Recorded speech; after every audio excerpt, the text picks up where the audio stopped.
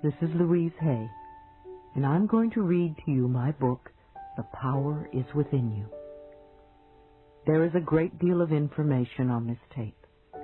Do not feel you have to absorb it all at once. Certain ideas will leap out at you. Work with those ideas first. If I say anything that you disagree with, just ignore it. If you can get just one good idea out of this tape and use it to improve the quality of your life, then I feel complete. As you listen, you will become aware that I use many terms, such as power, intelligence, infinite mind, higher power, God, universal power, inner wisdom, and so on. This is done to show you that there is no limitation on what you choose to call that power that runs the universe and is also within you. If any name disturbs you, then substitute another that feels right for you. This book was written as an extension of You Can Heal Your Life, the years asking for more information. I feel an important thing to be aware of is that the power we are all seeking out there is also within us and readily available to us to use in positive ways. May this tape reveal to you how very powerful you really are. I am not a healer. I do not heal anyone. I think of myself as a stepping stone on a pathway of self-discovery. I create a space where people can learn how incredibly wonderful they are by teaching them how to love themselves. That's all I do. I'm a person who supports people. I help people take charge of their lives. I help them discover their own power and inner wisdom and strength. I help them get the blocks and the barriers out of the way so they can love themselves no matter what circumstances they happen to be going through. This doesn't mean that we will never have problems, but it is how we react to the problems that makes a tremendous difference. After years of individual counseling with clients and conducting hundreds of workshops and intensive training programs across the country and around the world, I find that there is only one thing that seems to heal every problem, and that is to love yourself.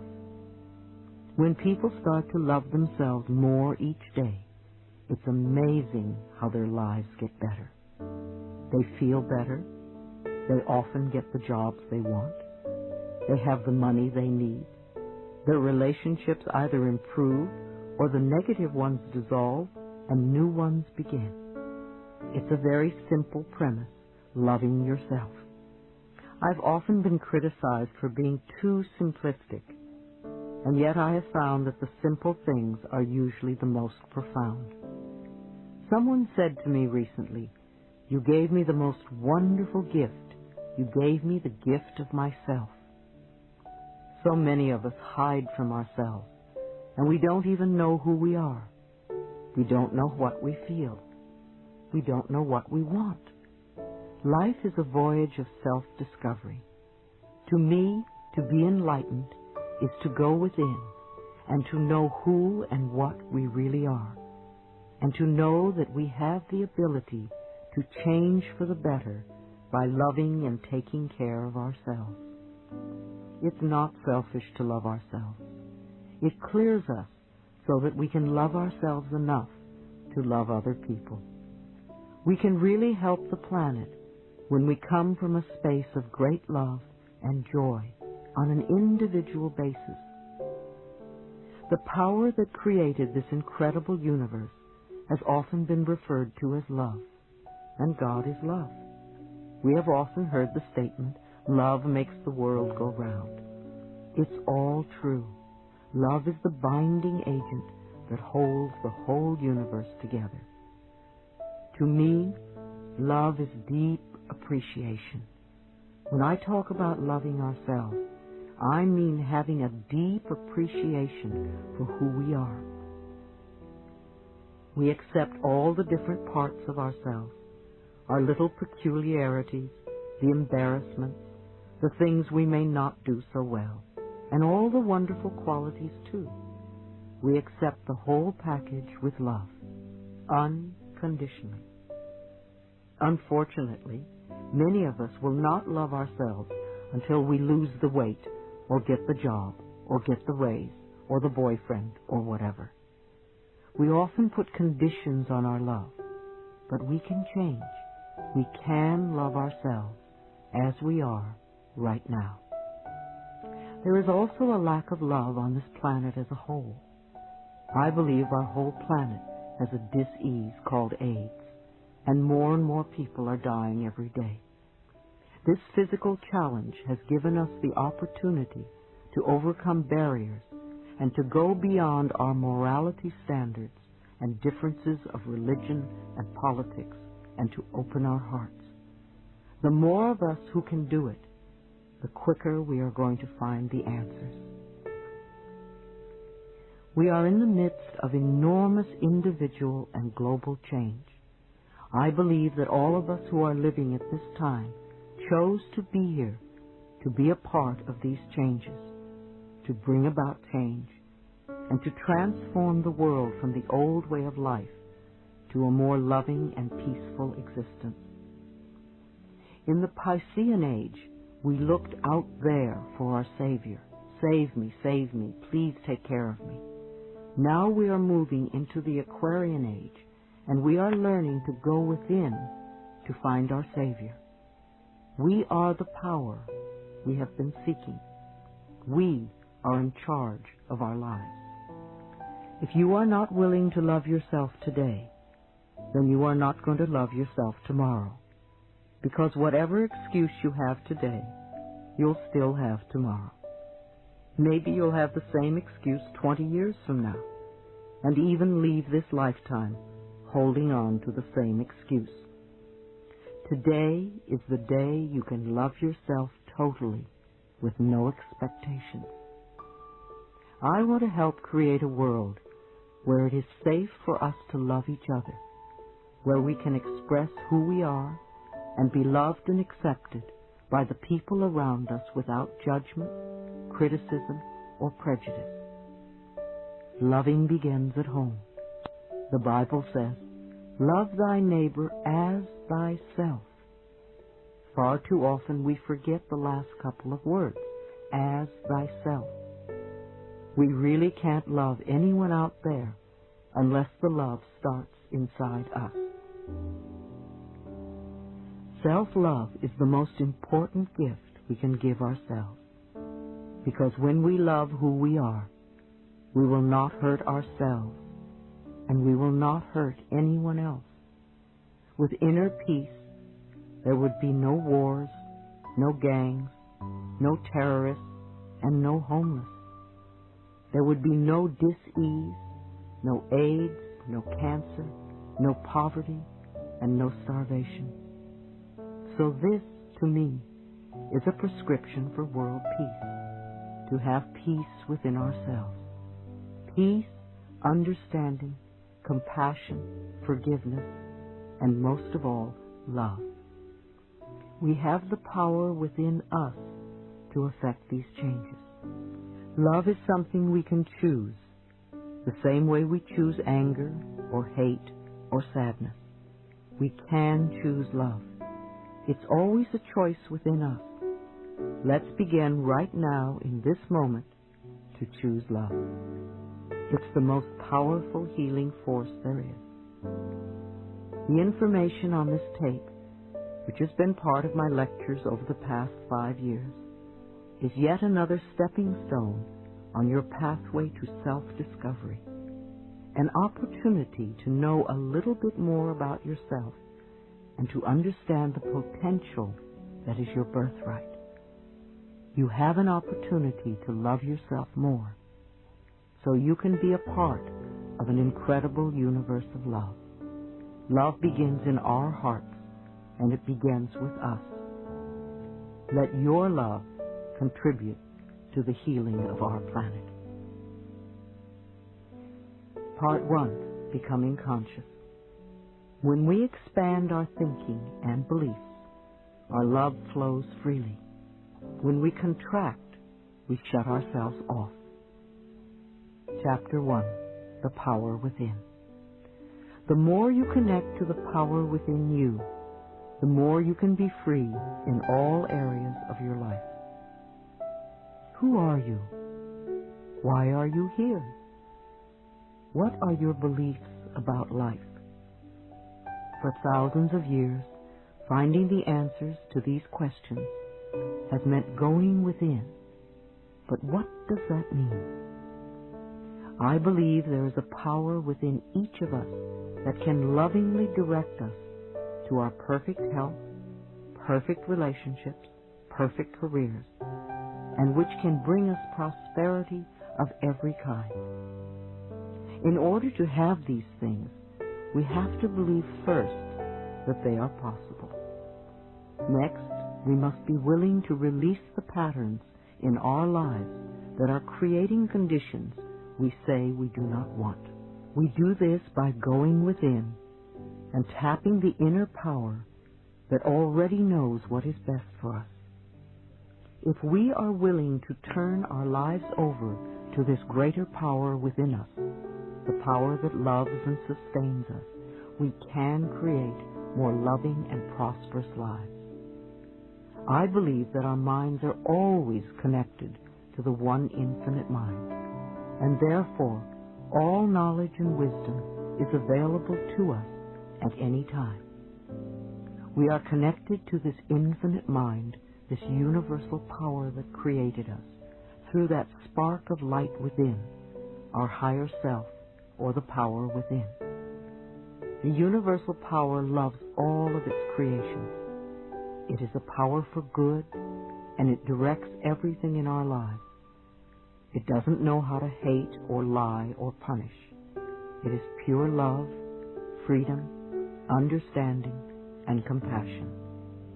It is important to turn our lives over to our higher self, because through it we receive our good.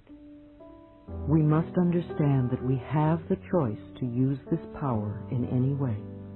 If we choose to live in the past and rehash all of the negative situations and conditions that went on way back when, then we stay stuck where we are. If we make a conscious decision not to be victims of the past and go about creating new lives for ourselves, we are supported by this power within, and new, happier experiences begin to unfold. I don't believe in two powers. I think there is one infinite spirit. It's all too easy to say it's the devil or them. It really is only us. And either we use the power we have wisely, or we misuse the power. Do we have the devil in our hearts? Do we condemn others for being different than we are? What are we choosing? Responsibility versus blame. I also believe that we contribute toward the creation of every condition in our lives, good or bad, with our thinking, feeling patterns. The thoughts we think create our feelings, and then we begin to live our lives in accordance with these feelings and beliefs. This is not to blame ourselves for things going wrong in our lives.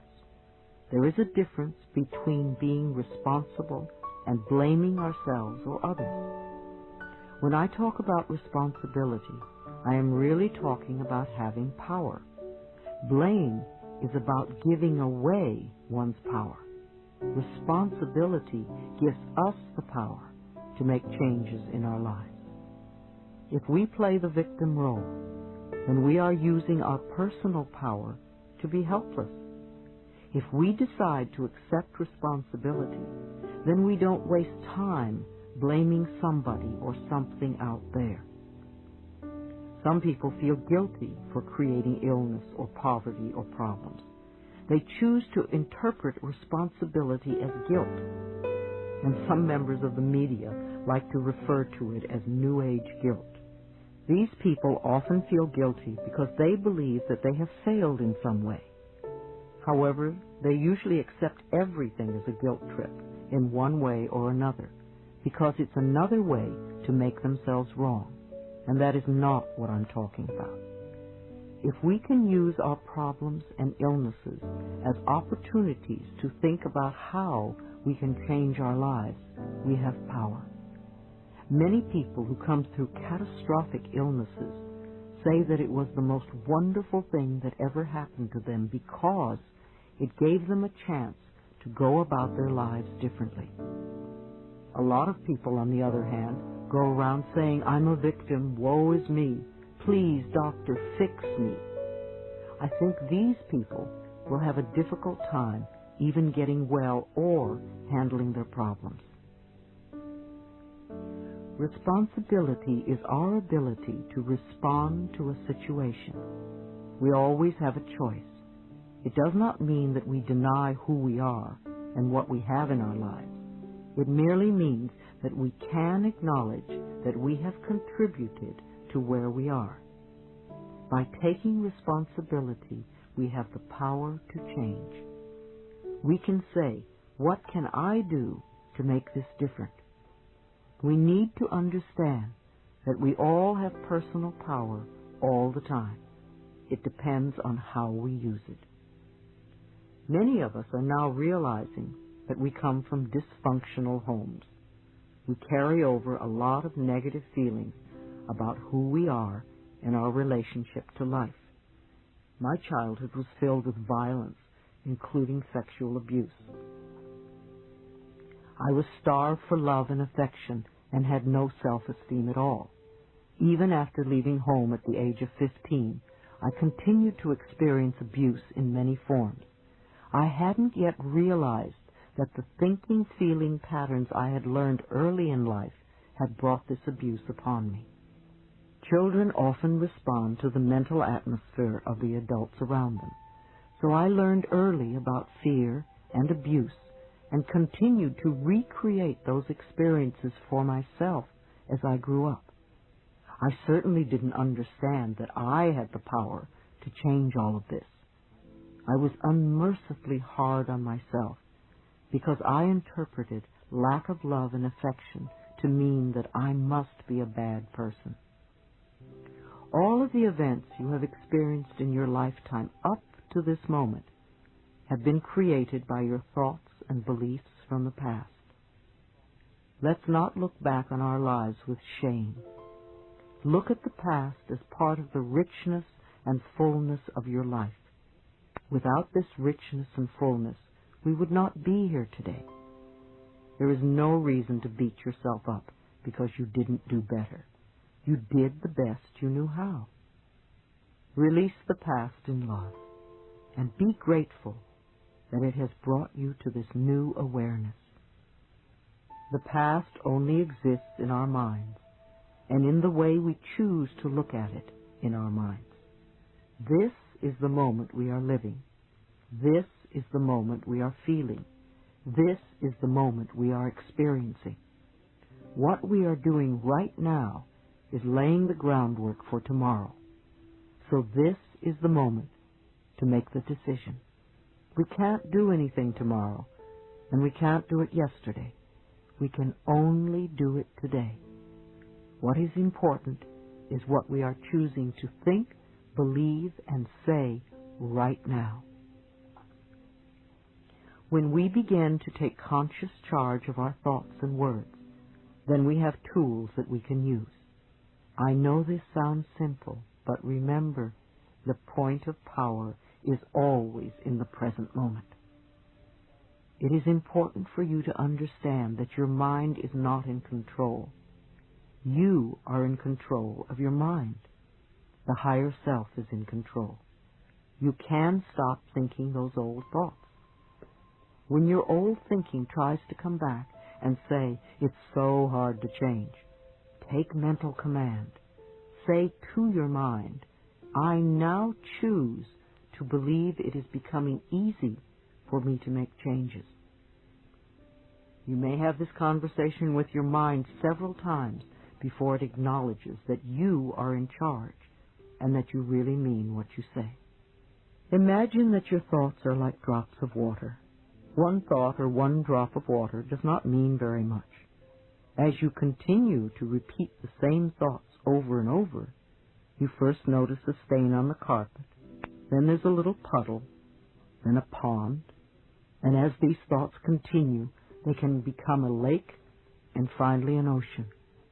What kind of ocean are you creating? One that is polluted and toxic and unfit to swim in? Or one that is crystal clear and blue and invites you to enjoy its refreshing waters? People often tell me, I can't stop thinking a certain thought. I always reply, yes, you can. Remember how often you have refused to think a positive thought? You just want to tell your mind that that is what you are going to do. You want to make up your mind to stop thinking negatively. I'm not saying that you have to fight your thoughts when you want to change things. When the negative thoughts come up, simply say, thank you for sharing. In that way, you are not denying what is there, and you are not giving your power over to the negative thought. Tell yourself that you are not going to buy into the negativity anymore. You want to create another way of thinking. Again, you don't have to fight your thoughts. Acknowledge and go beyond them. Don't drown in a sea of your own negativity when you can float on the ocean of life. You are meant to be a wonderful, loving expression of life. Life is waiting for you to open up to it, to feel worthy of the good it holds for you. The wisdom and intelligence of the universe is yours to use. Life is here to support you. Trust the power within you to be there for you. If you get scared, it is helpful to become aware of your breath as it flows in and out of your body. Your breath, the most precious substance of your life, is freely given to you. You have enough to last for as long as you shall live. You accept this precious substance without even thinking, and yet you doubt that life can supply you with the other necessities. Now is the time for you to learn about your own power and what you are capable of doing. Go within and find out who you are. We all have different opinions. You have a right to yours, and I have a right to mine. No matter what goes on in the world, the only thing you can work on is what is right for you. You want to get in touch with your inner guidance because it is the wisdom that knows the answers for you. It's not easy to listen to yourself when your friends and family are telling you what to do. Yet all the answers to all the questions you are ever going to ask are within you now. And every time you say, I don't know, you shut the door to your own inner wisdom. The messages you get from your higher self are positive and supportive of you. If you start getting negative messages, then you are working from ego and your human mind level, and even perhaps your imagination. Although positive messages often come to us through our imagination and our dreams. Support yourself by making the right choices for you. When in doubt, ask yourself, is this a decision that is loving for me? Is this right for me now? You may make another decision at some later point, a day, a week, or a month later. But ask yourself these questions in each moment. As we learn to love ourselves and trust our higher power, we become co-creators with the infinite spirit of a loving world. Our love for ourselves moves us from being victims to being winners.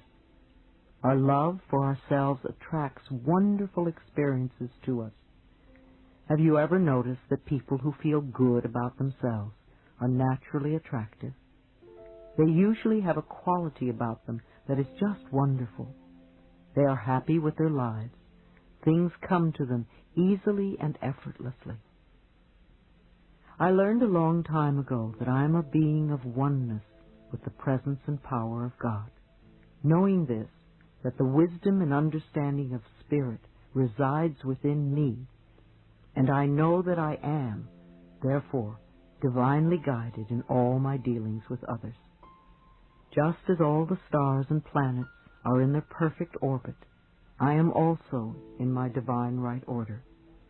I may not understand everything with my limited human mind. However, on the cosmic level, I know I am in the right place at the right time, doing the right thing. My present experience is a stepping stone to new awareness and new opportunities. Who are you?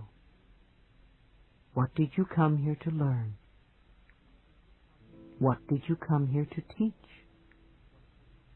We all have a unique purpose. We are more than our personalities, our problems, our fears, and our illnesses. We are far more than our bodies. We are all connected with everyone on the planet and with all of life. We are all spirit, light, energy, vibration, and love. And we all have the power to live our lives with purpose and meaning. Chapter 2, Following My Inner Voice. The thoughts we choose to think are the tools that we use to paint the canvas of our lives. I remember when I first heard that I could change my life if I was willing to change my thinking. It was quite a revolutionary idea to me. I lived in New York and discovered the Church of Religious Science. Often people confuse the Church of Religious Science, or Science of Mind, which was founded by Ernest Holmes, with the Christian Science Church founded by Mary Baker Eddy. They all reflect New Thought, however they are different philosophies. The Science of Mind has ministers and practitioners who carry on the teachings of the Church of Religious Science. They were the very first people who told me that my thoughts shaped my future. Even though I didn't understand what they meant, this concept touched what I call the inner ding within me, that place of intuition that is referred to as the voice within. Over the years, I've learned to follow it, because when that ding goes yes, even if it seems a crazy choice, I know that it is right for me. So these concepts struck a chord in me. Something said, yes, they are right. And then I began the adventure of learning how to change my thinking. Once I accepted the idea and said yes to it, I went through the house. I read a lot of books, and my home became like many of yours, filled with masses of spiritual and self-help books. I went to classes for many years, and I explored everything related to the subject. I literally immersed myself in New Thought philosophy, a new way of thinking. It was the first time that I had really studied in my life. Up until then, I didn't believe in anything. My mother was a lapsed Catholic, and my stepfather was an atheist. I had some strange idea that Christians either wore hair shirts or were eaten by lions, and neither appealed to me. I really delved into Science of Mind, because that was an avenue that was open for me at the time, and I found it really wonderful. At first it was sort of easy. I grasped a few concepts, and I started to think and talk a little bit differently. In those days I was a constant complainer and full of self-pity. I just loved to wallow in the pits. I didn't know that I was continually perpetuating more experiences in which to pity myself. But then again, I didn't know any better in those days. Gradually I found that I was no longer complaining quite so much. I started to listen to what I said. I became aware of my self-criticism, and I tried to stop it. I began to babble affirmations without quite knowing what they meant. I started with the easy ones, of course, and a few small changes began to take place. I got the green lights and the parking places, and boy, did I think I was hot stuff. Wow, I thought I knew it all, and I very soon became quite cocky and arrogant and dogmatic in my beliefs. I felt I knew all the answers. In hindsight, it was really my way of feeling safe in this new area. When we start to move away from some of our old rigid beliefs, especially if we've been previously in total control, it can be very scary. It was very frightening for me, so I would grasp onto whatever would make me feel safe. It was a beginning for me, and I still had a long way to go, and I still do. Like most of us, I didn't always find the pathway easy and smooth, because just babbling affirmations didn't work all the time, and I couldn't understand why. I asked myself, what am I doing wrong? See, immediately I blamed myself. Was this one more example of me not being good enough? That was a favorite old belief of mine. At the time, my teacher, Eric Pace, would look at me and refer to the idea of resentment. I didn't have the faintest idea what he was talking about. Resentment? Me? Surely I didn't have any resentments. After all, I was on my pathway. I was spiritually perfect. How little I could see myself then. I continued doing the best I could in my life. I studied metaphysics and spirituality and learned about myself as much as possible. I grasped what I could, and sometimes I applied it. Often we hear a lot of things, and sometimes we grasp them, but we don't always practice them. Time seemed to go by very quickly, and at that point I had been studying science of mind for about 3 years and had just become a practitioner of the church.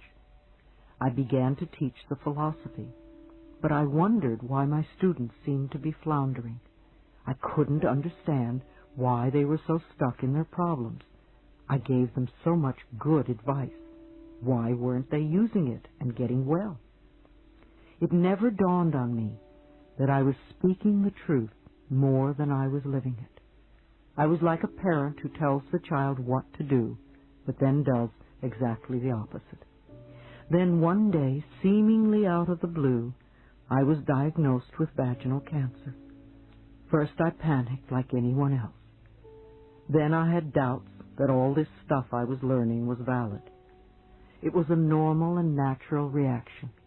I thought to myself, if I was clear and centered, I wouldn't have the need to create the illness. In hindsight, I think when I was diagnosed, I felt safe enough at that point to let the illness surface so that I could do something about it, rather than having it be another hidden secret that I wouldn't know about until I was dead. I knew too much by then to hide from myself any longer. I knew that cancer was a dis-ease of resentment that is held for a long time until it eats away at the body. When we stifle our emotions inside of us, they have to go somewhere in the body. If we spend a lifetime stuffing things down, they will eventually manifest somewhere in the body. I became very aware that the resentment within me, which my teacher had referred to so many times, had to do with being physically, emotionally, and sexually abused as a child. Naturally, I would have resentment. I was bitter and unforgiving of the past. I had never done any work to change or release the bitterness and let it go. When I left home, it was all I could do to forget what had happened to me. I thought I had put it behind me, when in actuality I had simply buried it. When I found my metaphysical pathway, I covered up my feelings with a nice layer of spirituality and hid a lot of garbage inside me. I put a wall around myself that kept me literally out of touch with my own feelings. I didn't know who I was or where I was. After my diagnosis, the real inner work of learning to know myself began. Thank God I had tools to use. I knew I needed to go within myself. if I was going to make any permanent changes. Yes, the doctor could give me an operation and perhaps take care of my illness for the moment. But if I didn't change the way I was using my thoughts and my words, I'd probably recreate it again.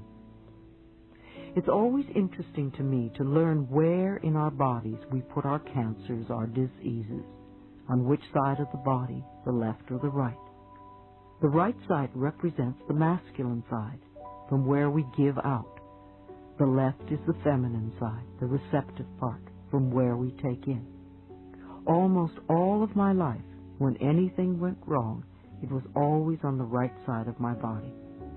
It was where I stored all the resentment towards my stepfather and life. I was no longer content to get green lights and parking places. I knew I had to go much, much deeper.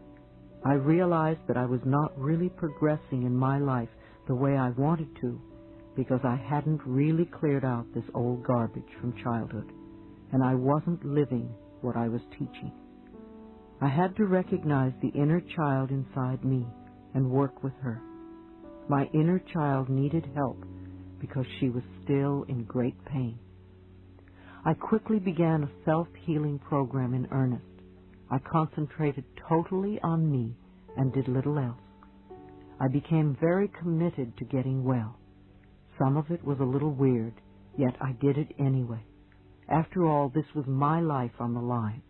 It became almost a 24-hour-a-day job for the next 6 months. I began reading and studying everything I could find out about alternative ways to heal cancer because I truly believed it could be done. I did a nutritional cleansing program that detoxified my body from all the junk foods I had eaten for years. For months, I seemed to be living on sprouts and pureed asparagus. I know I had more to eat, but that is what I remember the most. I worked with my Science of Mind minister and teacher, Eric Pace, to clear the mental patterns so the cancer wouldn't return. I said affirmations and did visualizations, prayers, and spiritual mind treatments. I did daily sessions in front of a mirror. The most difficult words to say were, "I love you. I really love you." It took a lot of tears and a lot of breathing to get through it. When I did, it was as if I took a quantum leap. I also went to a good psychotherapist who was skilled in helping people express and release their anger. I spent a long period of time beating pillows and screaming. It was wonderful. It felt so good because I had never, ever had permission to do that in my life. I don't know which method worked. Maybe a little bit of everything worked. Most of all, I was really consistent with what I did. I practiced during all my waking hours. I thanked myself before I went to sleep for what I had done during the day. I affirmed that my healing process was taking place in my body while I slept, and that I would awaken in the morning bright and refreshed and feeling good. In the morning, I'd awaken and thank myself and my body for the work that was done during the night. I would affirm that I was willing to grow and learn each day and make changes without seeing myself as a bad person. I also worked on understanding and forgiveness. One of the ways was to explore my parents' childhoods as much as I could. I began to understand how they were treated as children, and I realized that because of the way they were brought up, they couldn't really have done anything differently than they did.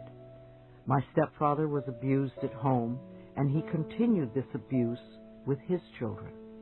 My mother was brought up to believe that the man was always right, and you stood by and let him do what he wanted. No one taught them a different approach. It was their way of life. Step by step, my growing understanding of them enabled me to start the forgiveness process. The more I forgave my parents, the more willing I was to forgive myself. Forgiveness of ourselves is enormously important. Many of us do the same damage to the inner child that our parents did to us. We just continue the abuse, and it's very sad. When we were children and the other people mistreated us, we didn't have many options. But when we grow up and we still mistreat the inner child, it's disastrous. As I forgave myself, I began to trust myself. I found that when we don't trust life or other people, it's really because we don't trust ourselves. We don't trust our higher selves to take care of us in all situations. So we say, I'll never fall in love again because I don't want to get hurt, or I'll never let this happen again. We are really saying to ourselves, I don't trust you enough to take good care of me, so I'm going to stay away from everything. Eventually, I began to trust myself enough to take care of me, and I found it easier and easier to love myself once I trusted myself. My body was healing, and my heart was healing. My real spiritual growth had come in such an unexpected way. As a bonus, I began to look younger. The clients I now attracted were almost all people who were willing to work on themselves. They made enormous progress without me really doing anything. They could sense and feel that I was living the concepts I was teaching, and it was easy for them to accept these ideas. Of course they had positive results. They began to improve the quality of their lives. Once we began to make peace with ourselves on the inner level, life seems to flow much more pleasantly. So what did this experience teach me personally? I realized that I had the power to change my life if I was willing to change my thinking and release the patterns that kept me living in the past. This experience gave me the inner knowledge that if we are willing, really willing to do the work, the mental work, we can make incredible changes in our minds, our bodies, and our lives. No matter where you are in life, no matter what you've contributed to creating, no matter what's happening, you are always doing the best you can with the understanding and awareness and knowledge that you have.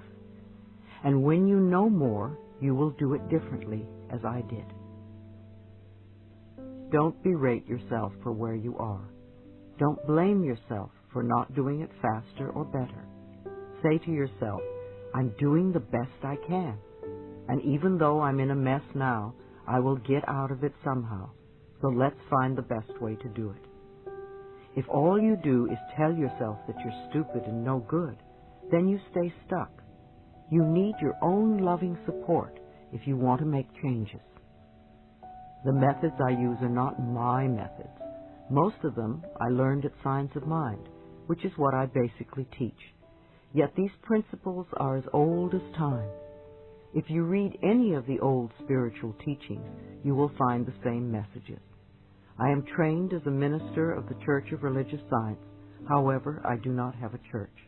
I am a free spirit. I express the teachings in simple language so that they may reach many people. This path is a wonderful way of getting your head together and really understanding what life is all about and how you can use your own mind to take charge of your life. When I started all this over 20 years ago, I had no idea that I would be able to bring hope and help to the number of people that I do today. Chapter 3. The Power of Your Spoken Word. Every day, declare for yourself what you want in life. Declare it as though you have it. The law of mind. There is a law of gravity, and there are several other physical laws, like physics and electricity, most of which I don't understand. There are also spiritual laws, like the law of cause and effect. What you give out comes back. There is also a law of mind.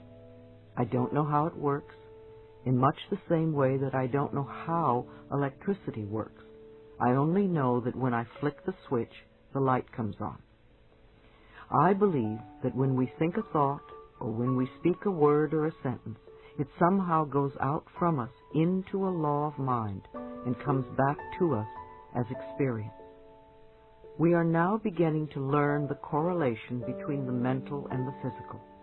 We are beginning to understand how the mind works and that our thoughts are creative. Our thoughts speed through our minds very quickly, so it is difficult to shape them at first. Our mouths, on the other hand, are slower. So if we can start editing our speech by listening to what we say and not letting negative things come out of our mouths, then we can begin to shape and control our thoughts. There is tremendous power in our spoken words, and many of us are not aware just how important they are. Let us consider words as the foundation of what we continually create in our lives. We use words all the time, yet we babble away, seldom thinking about what we are truly saying or how we are saying it. We pay very little attention to the selection of our words. In fact, most of us speak in negatives. As children, we were taught grammar. We were taught to select words according to these rules of grammar. However, I have always found that the rules of grammar continually change, and what was improper at one time is proper at another time, or vice versa. What was slang in the past is considered common usage in the present. However, grammar does not take into consideration the meaning of words and how they affect our lives. On the other hand, I was not taught in school that my choice of words would have anything to do with what I would experience in life. No one taught me that my thoughts were creative, or that they could literally shape my life. Nobody taught me that what I gave out in the form of words would return to me as experiences. The purpose of the Golden Rule was to show us a very basic law of life: do unto others as you would have them do unto you, or what you give out comes back to you. It was never meant to cause guilt. No one ever taught me that I was worth loving or that I deserved good, and nobody taught me that life was here to support me. I remember that as children, we would often call each other cruel and hurtful names and try to belittle one another. But why did we do that? Where did we learn such behavior?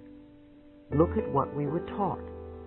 Many of us were told repeatedly by our parents or teachers that we were stupid or dumb or lazy. We were a nuisance and not good enough. Sometimes we heard our parents say that they wished we had never been born. Maybe we cringed when we heard these words, but little did we realize how deeply embedded the hurt and pain would become. Changing our self-talk. Too often we accepted the early messages that our parents gave us. We heard, eat your spinach, clean your room, or make your bed, in order to be loved. You got the idea that you were only acceptable if you did certain things, that acceptance and love were conditional. However, that was according to somebody's idea of what was worthwhile and had nothing to do with your deep inner self-worth. You got the idea that you could only exist if you did these things to please others. Otherwise, you did not have permission to even exist. These early messages contribute to what I call our self-talk, the way we talk to ourselves.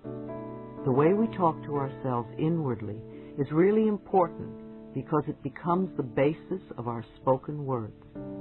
It sets up the mental atmosphere in which we operate and which attracts to us our experiences. If we belittle ourselves, life is going to mean very little to us. If we love and appreciate ourselves, then life can be a wonderful, joyous gift. If our lives are unhappy, or if we are feeling unfulfilled, it's very easy to blame our parents or them and say it's all their fault.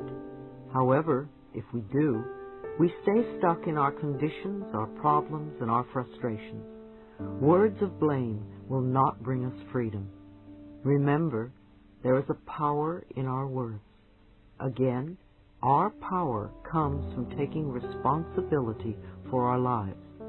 I know it sounds scary to be responsible for our lives, but we really are, whether we accept it or not. If we want to be responsible for our lives, we've got to be responsible for our mouths. The words and phrases we say are only extensions of our thoughts. Start to listen to what you say. If you hear yourself using negative or limiting words, change them. If I hear a negative story, I don't go around repeating it to everyone. I think it has gone far enough and I let it go. If I hear a positive story, however, I will tell everyone. When you are out with other people, begin to listen to what they say and how they say it.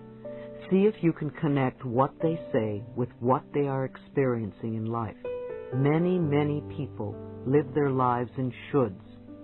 Should is a word that my ear is very attuned to. It is as if a bell goes off every time I hear it. Often I will hear people use a dozen shoulds in a paragraph. These same people wonder why their lives are so rigid or why they can't move out of a situation. They want a lot of control over things that they cannot control. They are either making themselves wrong or making someone else wrong. And then they question why they aren't living lives of freedom. We can also remove the expression have to from our vocabulary and our thinking as well. When we do, we will release a lot of self-imposed pressure on ourselves. We create tremendous pressure by saying, I have to go to work, I have to do this, I have to. Instead, let's begin to say choose to. I choose to go to work because it pays the rent right now or whatever. Come from choice. Choose to puts a whole different perspective on our lives. Everything we do is by choice, even though it may not seem to be so. A lot of us also use the word but. We make statements, then we say but, which heads us in two different directions. We give conflicting messages to ourselves. Listen to how you use the word but the next time you speak.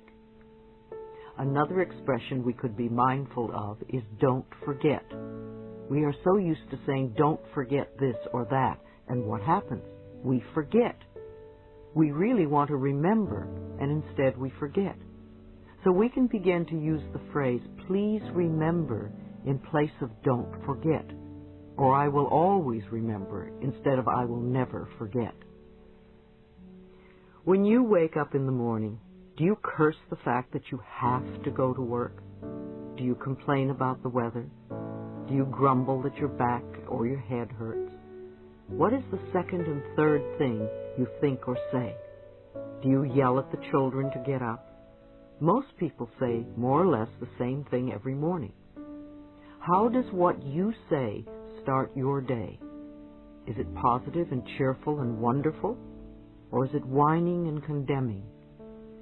If you grumble and complain and moan, you're setting yourself up for just such a day. What are your last thoughts before going to bed? Are they powerful, healing thoughts or poverty, worry thoughts? When I speak of poverty thoughts, I don't mean only about the lack of money. It can be a negative way of thinking about anything in your life, any part of your life that is not flowing freely. Do you worry about tomorrow? Usually, I will read something positive before I go to sleep. I am aware that when I sleep, I am doing a lot of clearing that will prepare me for the next day. I find it very helpful to turn over to my dreams any problems or questions I may have. I know my dreams will help me take care of whatever is going on in my life. I am the only person who can think in my mind, just like you are the only person who can think in your mind. Nobody can force us to think in a different way. We choose our thoughts, and these are the basis for our self-talk.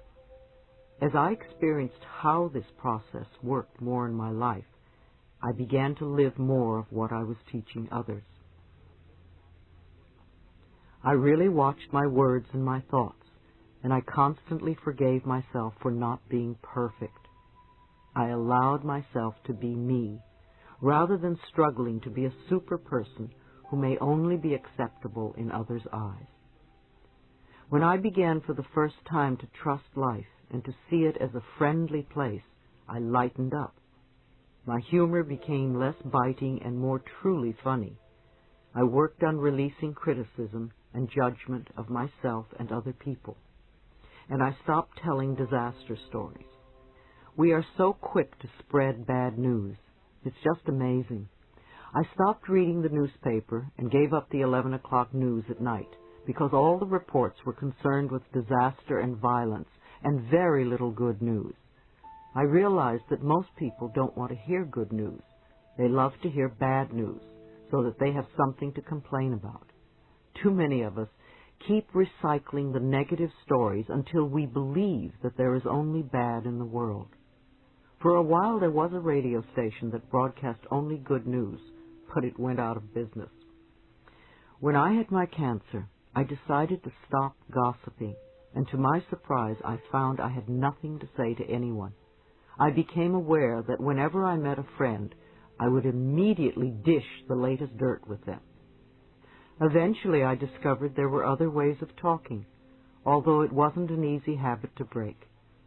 Nonetheless, if I gossiped about other people, then other people probably gossiped about me, because what we give out, we get back. As I worked more and more with people, I really began to listen to what they said. I really began to hear the words, not just get the general drift. Usually after 10 minutes with a new client, I could tell exactly why they had a problem, because I could hear the words they were using. I could understand them by the way they were talking.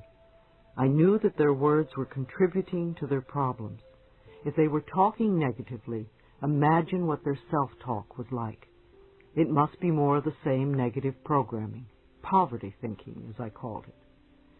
A little exercise I suggest you do is to put a tape recorder by your telephone, and every time you make or get a call, push the record button. When the tape is full on both sides, listen to what you've been saying and how you say it. You will probably be amazed. You will begin to hear the words you use and the inflection of your voice. You will begin to become aware. If you find yourself saying something 3 times or more, write it down because it is a pattern. Some of the patterns may be positive and supportive, and you may also have some very negative patterns that you repeat over and over and over again. The power of the subconscious mind. In light of what I've been speaking of, I want to discuss the power of our subconscious minds. Our subconscious minds make no judgments. The subconscious mind accepts everything we say and creates according to our beliefs. It always says yes. Our subconscious minds love us enough to give us what we declare. We have choice, though. If we choose these poverty beliefs and concepts, then it is assumed that we want them. It will continue to give us these things until we are willing to change our thoughts and words and beliefs for the better. We are never stuck because we can always choose again. There are billions and billions of thoughts from which to choose. Our subconscious minds don't know true from false or right from wrong. We don't want to deprecate ourselves in any way. We don't want to say something like, "Oh, stupid old me," because the subconscious mind will pick up this self-talk, and after a while you will feel that way. If you say it enough times, it will become a belief in your subconscious. The subconscious mind has no sense of humor, and it is important for you to know and understand this concept. You cannot make a joke about yourself and think it doesn't mean anything. If it is a put-down about yourself, even if you're trying to be cute or funny about it, the subconscious mind accepts it as true. I don't let people tell put-down jokes in my workshops. They can be raunchy but not put-downs of a nationality or sex or whatever. So don't joke about yourself and make derogatory remarks about yourself, because they will not create good experiences for you. Don't belittle others either. The subconscious mind doesn't distinguish between you and the other person. It hears the words, and it believes you are talking about yourself. The next time you want to criticize someone, ask why you feel that way about yourself. You only see in others what you see in yourself. Instead of criticizing others, praise them, and within a month, you will see enormous change within you. Our words are really a matter of approach and attitude. Notice the way that lonely, unhappy, poor, sick people talk. What words do they use? What have they accepted as the truth for themselves? How do they describe themselves? How do they describe their work, their lives, their relationships? What do they look forward to? Be aware of their words, but please don't run around telling strangers that they are ruining their lives by the way they talk. Don't do it to your family and friends either, because the information will not be appreciated. Instead, use this information to begin to make the connection for yourself and practice it if you want your life to change. Because even on the smallest level, if you change the way you talk, your experiences are going to change. If you are a person with an illness who believes that it is fatal and that you're going to die and that life is no good because nothing ever works for you, then guess what? You can choose to release your negative concept of life. Start affirming for yourself that you are a person who is lovable and that you are worth healing and that you attract everything you need on the physical level to contribute to your healing. Know that you are willing to get well and that it is safe for you to get well. Many people only feel safe when they are sick. They are usually the kind that have difficulty saying the word no. The only way they can say no is by saying, I'm too sick to do it. It's a perfect excuse.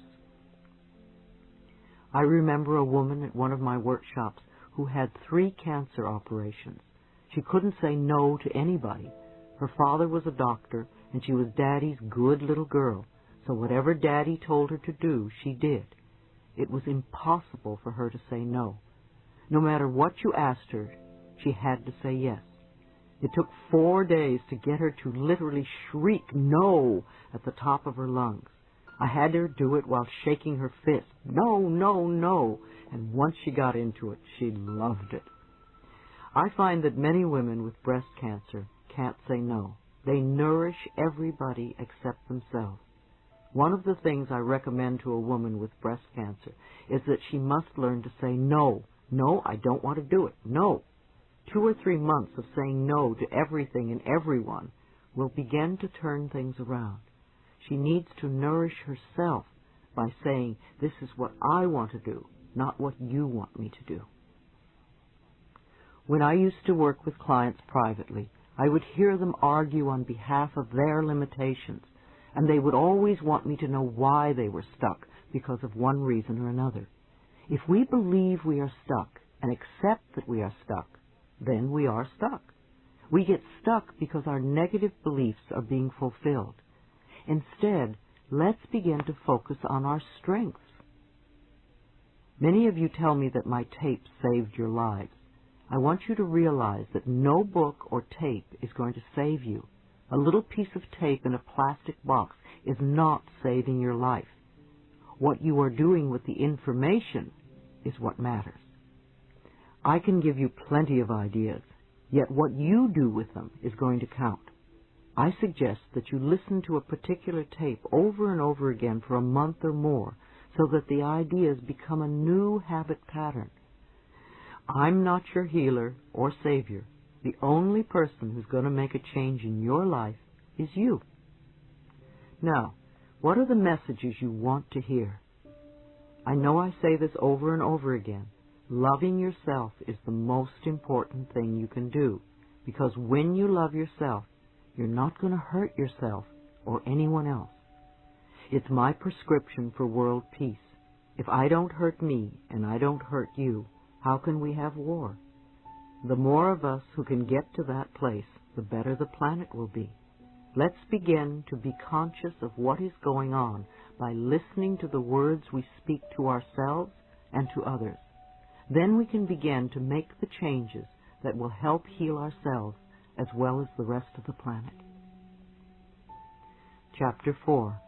Reprogramming Old Tapes. Be willing to take the first step, no matter how small it is. Concentrate on the fact that you are willing to learn. Absolute miracles will happen. Affirmations do work. Now that we understand a little bit more about how powerful our thoughts and words are, we can choose to retrain our thinking and speaking into positive patterns if we're going to get beneficial results. Are you willing to change your self-talk into positive affirmations? Remember, every time you think a thought and every time you speak a word, you are saying an affirmation. An affirmation is a beginning point. It opens the way to change.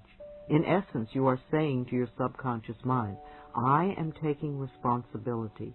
I am aware that there is something I can do to change. When I talk about doing affirmations, I mean to consciously choose sentences or words that will either help to eliminate something from your life or help to create something new in your life. And you do this in a positive way. If you say, I don't want to be sick anymore, the subconscious mind hears sick more. Now you want to tell it clearly what you do want. That is, say, I am a healthy person. I radiate good health.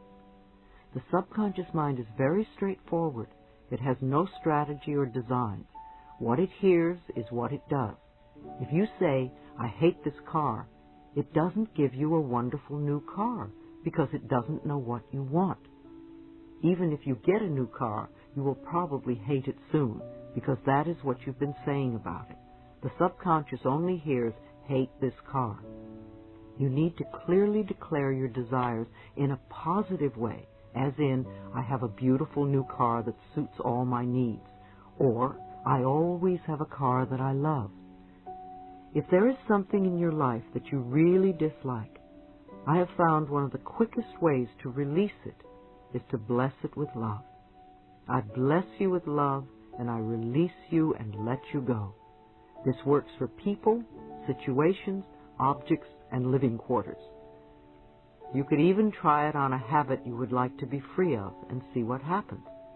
I knew one man who said, I bless you with love and release you from my life to every cigarette he smoked. After a few days, his desire for smoking was considerably less, and in a few weeks the habit was gone. You deserve good. Think for a moment. What is it you really want right now? What is it you want today in your life? Think about it, and then say, I accept for myself whatever it is that you want. This is where I find that most of us get stuck. The bottom line is the belief that we don't deserve to have what we want. Our personal power lies in the way we perceive our deservability. Our not deserving comes from childhood messages. Again, we don't have to feel that we cannot change because of these messages. Often people will come to me and say, Louise, affirmations don't work. It really has nothing to do with affirmations. It is the fact that we don't believe we deserve the good. The way to find out if you believe that you deserve something is to say an affirmation and notice the thoughts that come up as you say it. Then write them down, because when you see these thoughts on paper, they will be very clear to you. The only thing that keeps you from deserving or loving yourself or whatever is someone else's belief or opinion that you have accepted as truth. When we don't believe that we deserve good, we will knock the pinnings out from under ourselves, which we can do in a variety of ways. We can create chaos, we can lose things, we can hurt ourselves, or have physical problems like falling, or have accidents. We want to start believing that we deserve all the good that life has to offer. In order to reprogram the false or negative belief, what would be the first thought that you would need to begin to create this new whatever in your life? What would be the building block or the foundation that you would need to stand on? What would be the sort of thing that you would need to know for yourself, to believe, to accept? Some good thoughts to start with could be, I am worthwhile. I am deserving. I love myself. I allow myself to be fulfilled, etc. These concepts form the very basis of beliefs on which you can build. Do your affirmations on top of these building blocks to create what you want. Whenever I speak somewhere, someone will come up to me at the end of the lecture or will write me a letter and tell me that he or she has had a healing take place while they were in the room. Sometimes it's very minor, and sometimes it's quite dramatic. A woman came up to me once and told me that she had had a lump in her breast, and it literally disappeared during the lecture. She heard something, and she decided to let something go. This is a good example of how powerful we are. When we are not ready to let something go, when we really want to hold on to something because it's serving us in some way, it doesn't matter what we do. It probably won't work. However, when we are ready to let it go, as this woman was, it's amazing how the smallest circumstance can help us release it. If you still have a habit that you haven't released, ask yourself how it serves you. What do you get out of it? If you can't get an answer, ask in a different way. If I no longer had this habit, what would happen?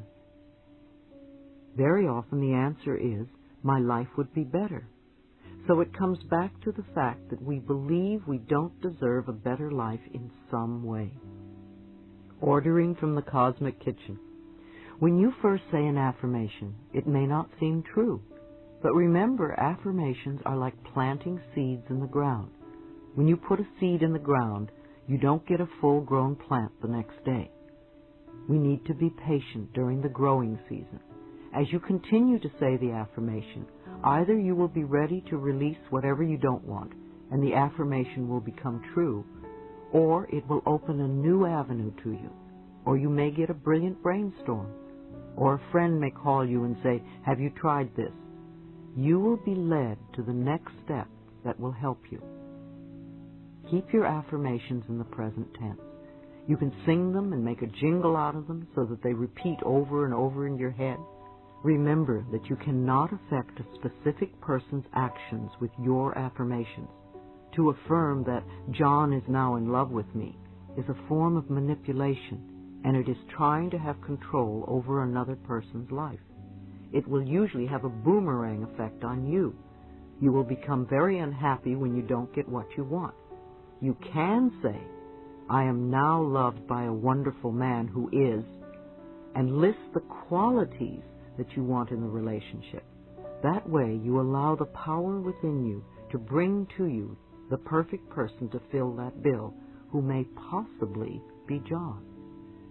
You don't know what another person's spiritual lesson is, and you don't have a right to interfere in their life process. You certainly wouldn't want someone else doing it to you. If someone is ill, bless them and send them love and peace, but don't demand that they get well. I like to think of doing affirmations as placing our order in the cosmic kitchen. If you go to a restaurant and the waiter or waitress comes and takes your order, you don't follow them into the kitchen to see if the chef got the order or how he's going to prepare the food. You sit and drink water or coffee or tea, or you talk to your friend and maybe eat your roll. You assume that your food is being prepared and will be out when it's ready. It's the same when we begin to do affirmations. When we put our order into the cosmic kitchen, the great chef, our higher power, is working on it. So you go on with your life and know that it is being taken care of. It's on order. It's happening. Now, if the food comes out and it isn't exactly what you ordered, and if you have self-esteem, you will send it back. If not, you will eat it. You also have a right to do that with the cosmic kitchen. If you don't get exactly what you want, you can say, no, that's not quite it. This is what I want. Perhaps you weren't clear in your ordering. The idea here, too, is to let go. At the end of my treatments and meditations, I use the words, and so it is. It's a way of saying, higher power, it's in your hands now. I release it to you. Reprogramming the subconscious mind. The thoughts we think accumulate, and when we are unaware, the old thought resurfaces. When we are reprogramming our minds, it is normal and natural that we go a little forward, we come a little back, and we go a little forward again. It's part of practicing. I don't think there is any new skill that you can learn absolutely 100% in the first few minutes. Do you remember when you first learned how to use a computer, how frustrating it was? It took practice. You had to learn how it worked, to learn its laws and systems. I called my first computer my magic lady, for when I mastered her rules, she did indeed deliver what seemed like magic to me. Yet while I was learning, the way she would teach me I was off track or going in the wrong direction was to devour pages of work that I would then have to do all over again. Out of all the mistakes, I learned how to flow with the system. To flow with the system of life, you want to become aware that your subconscious mind is like a computer. Garbage in, garbage out. If you put negative thoughts in, then negative experiences come out. Yes, it takes time and practice to learn the new ways of thinking. Be patient with yourself. When you are learning something new and the old pattern returns, are you going to say, oh, I didn't learn anything? Or are you going to say, okay, that's all right, come on, let's do it again the new way? Or say you cleared an issue and think you'll never have to deal with it again. How do you know if you've really worked it through unless you test yourself? So you bring up the old situation one more time and watch how you react. If you jump right back into the old way of reacting to it, then you know you haven't really learned that particular lesson, and you need to do more work on it. That's all it means. You want to realize it's only a little test to see how far you've come. If you begin to repeat your affirmations, the new statements of truth about yourself, you give yourself an opportunity to react differently.